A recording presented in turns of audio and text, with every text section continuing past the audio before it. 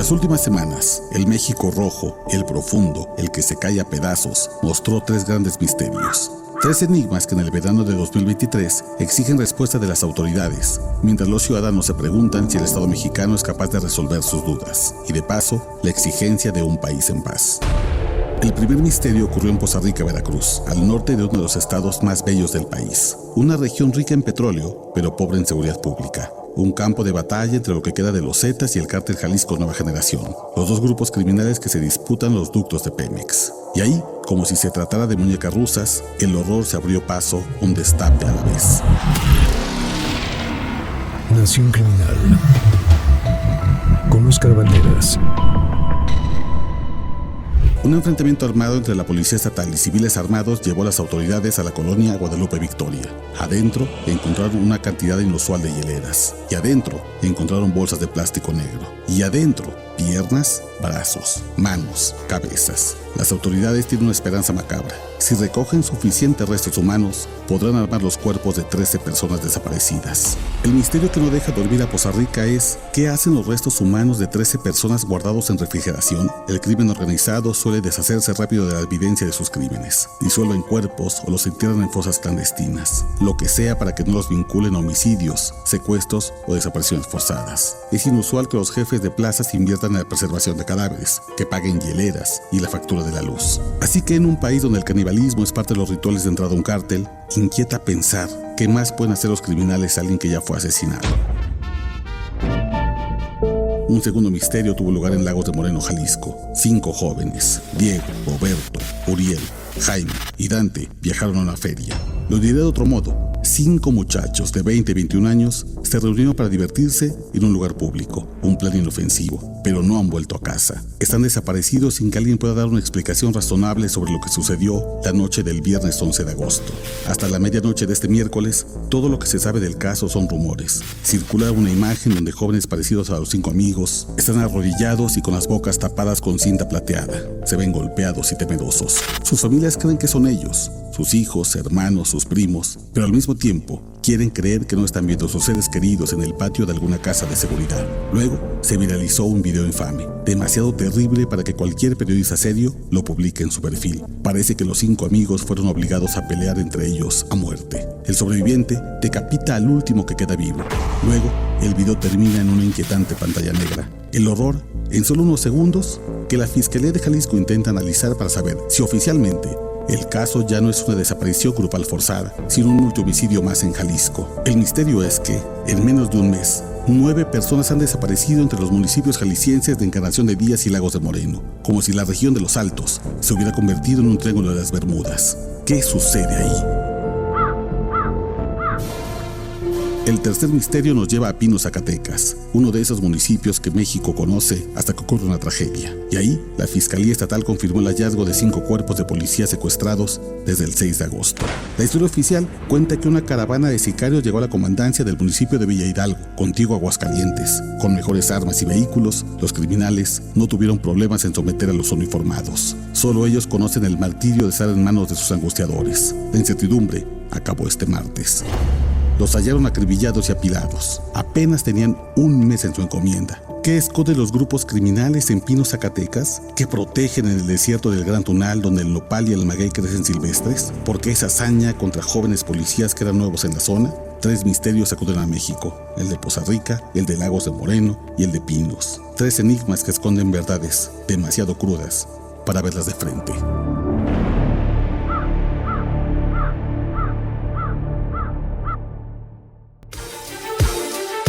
Hace más o menos 24 horas, de hecho, estábamos en este espacio platicando con uno de los padres de estos muchachos, con el padre de Roberto Olmeda, con Armando Olmeda, y era fortísimo lo que nos decía, el hecho de negarse a ver un video que al final de cuentas empezó a circular y que está hoy ya en varias redes. Lo han estado bajando, no lo subimos nosotros, por supuesto, ni tampoco es una intención poderlo subir, y aunque lo pudiéramos subir, tampoco lo quisiera subir. Sin embargo, es también pues, la realidad. Eso es lo que pasó. Secuestraron a 5 chavos en el caso de Jalisco, como lo escuchábamos en esta Nación Criminal, y los terminaron obligando a matarse entre sí.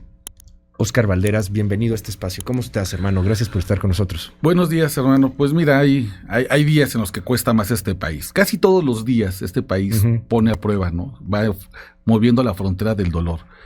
Pero creo que hoy sí se siente más pesado. Y a juzgar por lo que leo en redes sociales, es un sentimiento generalizado a partir de la difusión del video de lo que pasó con los 5 chicos de Lagos de Moreno. Y hay un debate interesante en medios y en redes sociales sobre todo, sobre si debemos o no ver esa violencia. Sí, claro. Yo soy partidario de que no aporta nada, podemos únicamente describirlo, y eso ya es suficientemente horroroso. Y hay otras personas que están diciendo es que ese es el México que tenemos, hay que mostrarlo y a ver si eso moviliza la indignación nacional. Yo soy partidario de la primera, pero entiendo también que la gente diga, es que estamos hartos. Tal vez, si vemos a la bestia de frente, entonces ya empecemos la discusión de cómo pacificamos eso, cómo acabamos esto. Y la hemos visto muchas veces, de pronto hay un rechazo consciente de estos temas, porque son muy dolorosos, son muy fuertes. Quien lo quiera ver, lo puede ver. O sea, yo no soy partidario de ninguna censura. Yo no lo subo porque yo no lo quiero difundir, pero si alguien lo quiere ver, por Dios, si sabe usar Google, lo va a lograr. Claro. Es horrible, pero te das cuenta de cómo la gente lo rechaza y cómo la gente prefiere cerrar los ojos frente a este maldito infierno. Ha sido una petición de la familia también, decirle a la gente, no lo compartan, sí, claro. no permitan que la última imagen de nuestros familiares sea esa, ¿no? Porque además han hecho un intento muy interesante por respetar la memoria y porque permanezca como imagen, pues estos chicos, estudiantes, trabajadores, 20, 21 años, querido Luis, y además hay que poner en contexto, hay que entender qué está pasando en esta región, la región de los Altos, en Jalisco. Y es que hace muchos años, hace 25, 30 años, esa era una región controlada por el cártel de Sinaloa. Había un viejo cacique, compadre, por cierto, del Chapo Guzmán, don Mario. Y don Mario por años tuvo mucho control de esa zona, de Encarnación de Díaz, de esos municipios. Hoy, lamentablemente, por justo la riqueza que tienen en cuanto a petróleo, en cuanto a combustible y ductos de Pemex, ya está en la disputa el cártel Jalisco Nueva Generación, como está en casi todas las partes de este país. Y lamentablemente el cártel Jalisco ha adoptado estrategias que en zonas petroleras también adoptaron los Zetas, que era cuando veían a 3 hombres, 2 hombres, 4 hombres o 5 en el caso de esto, en un vehículo, se les paraba para una revisión, no fueran contras, no fueran a ser gente que se les empezaba a meter a la plaza. Pero entonces una vez que te paraban, el jefe de la plaza hacía una revisión y se supone que si no te encontraba nada, que no traías armas, que no eras parte del enemigo, pues ya te dejaban ir. Pero la realidad es que pocas veces pasaba eso. Ya una vez que habías visto al jefe de plaza, que le habías visto el rostro, que sabías que se había presentado con una clave, pues mataban a los que estaban pasando, a los que eran detenidos en este retén, fueran parte del crimen organizado o no. En este caso me parece que queda muy claro que estos chicos no están por parte del crimen organizado, que son seguramente detenidos por esa razón, porque eran 5 hombres dentro de un vehículo en una zona muy caliente, en disputa entre estos dos cárteles, y lamentablemente este es el resultado de que no haya Estado de Derecho en la zona de los Altos de Jalisco. A ver, importantísimo lo que nos dices, Óscar. Empecé a escuchar y a ver también en redes sociales que decían es que los obligaron a matarse entre sí porque era su iniciación al cártel Jalisco Nueva Generación, porque uno de ellos estaba metido en tal o cual tema, porque en el caso de los Zetas, por ejemplo, los obligaban a veces para iniciarte en el sicariato a matar a tu compa, ¿no? A matar a tu compañero. Pero esta historia, que creo que es muchísimo más real y que cobra todo el sentido, no se ha difundido, creo que con tanta fuerza. Esto ya pasaba con los Zetas, nos dices, van 3, 4, 5 hombres, pues lo más seguro es que son narcos, piensan los narcos. Claro. Son mi contra, no sé, los rojos, los guerreros, ¿no? Los del Golfo, los Zetas, etcétera. Son mis enemigos, es la contra. Se paraban a los muchachos y como se presentaba el jefe de plaza, te mataban mejor. Casi como los casos terribles de personas secuestradas que alcanzan a ver a su secuestrador y entonces el secuestro se convierte en un homicidio. Es muy parecido. Pero esta táctica... Entonces la onda es no vayas con 5 tipos en un coche. Mira, eso, por ejemplo, lo aprendieron en Coahuila en los años más duros de la violencia con los Zetas. Estoy hablando de 2004, 2012. Ajá. La gente prefería ir solo, un coche a una persona, para atravesar, por ejemplo, de Torreón a Piedras Negras, y no irse, por ejemplo, 2 hermanos juntos en el coche, o el papá con los 2 hijos, porque eso, la presencia de varios hombres, varones, en un solo vehículo, hacía que el cártel empezara a ponerse alerta a los halcones, te orillaran, te hicieran tu revisión, y de todos modos, tuvieras algo o no tuvieras algo, fueras parte de un grupo o no, te mataban. Eso es lo que pasa en muchas regiones del país. Por ejemplo, en muchas regiones del país, la gente ha aprendido que si tienes las placas de cierto estado, no puedes entrar a otro, justamente por estas detenciones, por estos retenes que pone el crimen organizado. Esta es una hipótesis de lo que pudo pasar. ¿Por qué matarlos así? A uno lo matan primero, lo dejan en un coche, lo calcinan, ¿no? Tengo entendido también a este cuerpo que era solo, o sea, lo separan del grupo. ¿Y por qué a los otros los obligan a matarse entre sí? Te voy a decir algo bien duro, Luis, pero durante mucho tiempo creo que hemos querido entender la violencia de estas personas. Y yo creo que llegamos a un punto que ya no es entendible. No hay forma de racionalizarla. Es una violencia absurda que escapa a cualquier lógica. Si le preguntas por qué, te dirá, porque pueden, porque se divierten con eso, porque encuentran seguramente algún tipo de placer en obligar a 4 amigos a matarse entre ellos. Pero ya no hay una lógica. Es decir, hemos llegado a un momento de tanta violencia en el que pretender intelectualizar estos actos de brutalidad ya no tiene sentido. No hay un fondo, vaya, es seguramente únicamente un tipo drogado con poder, con armas, que siente que esa va a ser la diversión de la noche cuando ya tienen capturados a estos estudiantes. Lo digo de verdad con mucho dolor, porque en muchas regiones del país la violencia ya no tiene un fondo, ya no tiene una explicación.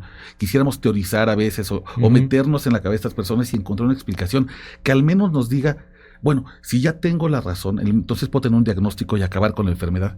La realidad es que ya no tenemos eso. Porque aunque durísimo lo que nos dices y la frialdad incluso de todo, pero pues antes tenían cierto sentido, ¿no? Te cortaban la mano por algo, te bajaban los pantalones, por alguna cosa, te hacían ciertas cosas porque había sido un traidor, porque había sido un ratero, porque había sido un soplón, lo que fuera. Y entonces había una cierta manera de matarte.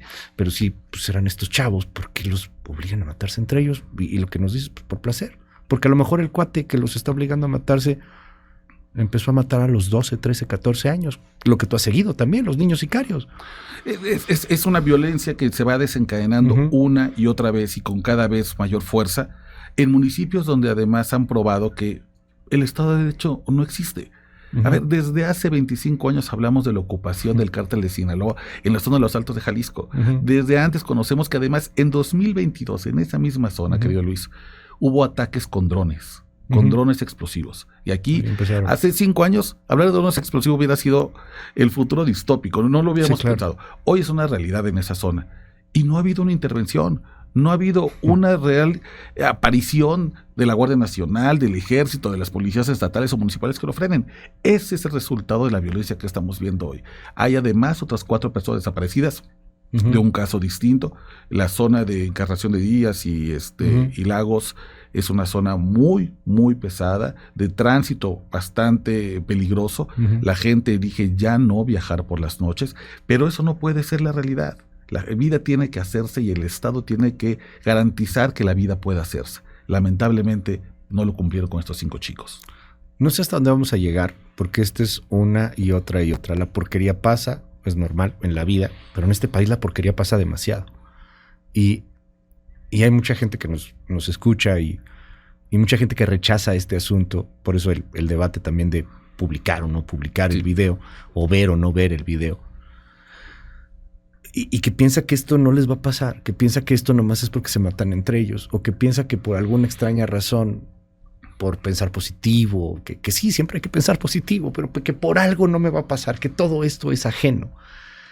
Y no sé si esa sea una de las razones por las cuales esto se va haciendo cada vez más y más y más puerco, más y más hondo, más y más dantesco. Platicábamos hace poco de que los mexicanos somos muy de de decir de dientes para afuera que somos hermanos, ¿no? Y que nos ayudamos y que nos apoyamos, pero de pronto cuando vemos estas cosas, lo rechazamos, pensamos que no va a llegar. Ojalá que de alguna manera mágica se acabe, pero no creo que va a ir subiendo. Esto se está haciendo un peor país cada vez más y más y más. Creo que no hemos establecido cuál es el límite nacional del horror. Es un límite que cada región coloca. El horror es muy distinto y la tolerancia al horror es muy distinta en Monterrey, que en Tijuana, que en Tapachula, en Querétaro, en Lagos, que en Querétaro. Sí, claro. El día que nos pongamos de acuerdo, ¿cuándo es inaceptable estos niveles de horror como país, no como región? Yo creo que entonces podremos empezar a discutir qué hacemos a nivel nacional para sacudirnos esto.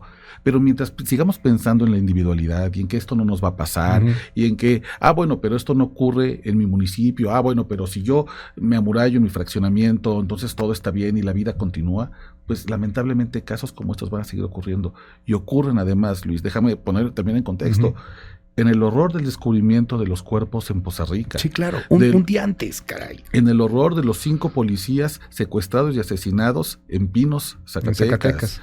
En el horror del secuestro de 2 hijos de una presidenta municipal en Chiapas. En el horror de los policías asesinados en Celaya. Es decir, están ocurriendo otras 50 tragedias alrededor. ¿Cuántas más necesitamos apilar para despertar? Gracias querido Oscar. Nos dicen aquí es el colmo lo que pasa, pero lamentablemente parece que el gobierno no hace mucho y que solamente está invirtiendo en el ejército y el ejército no hace nada.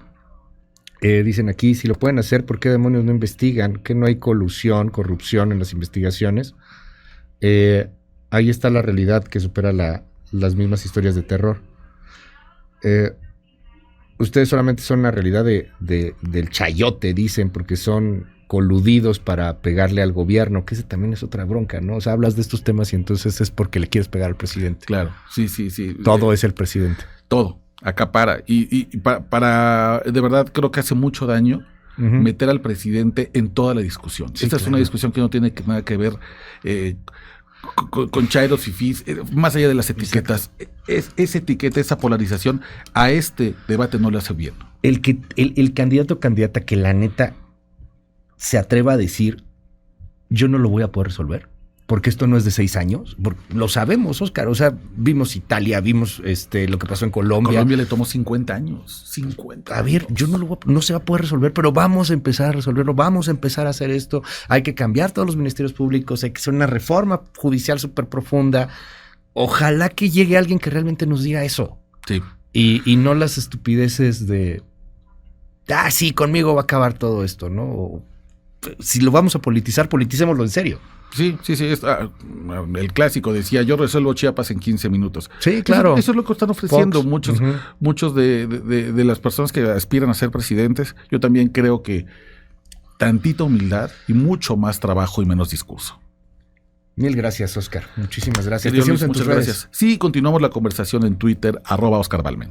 Son las 9:34.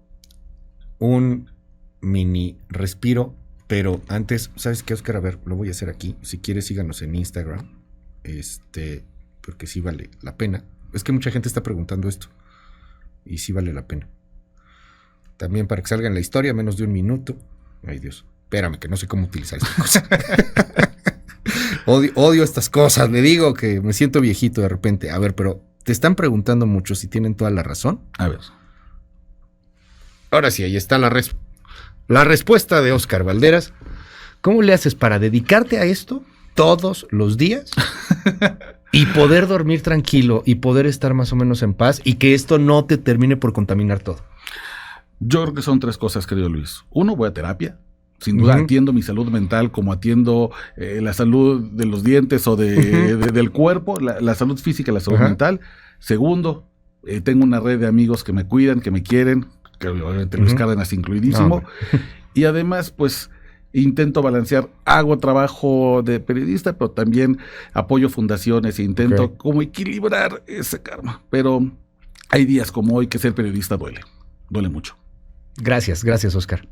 Muchísimas gracias.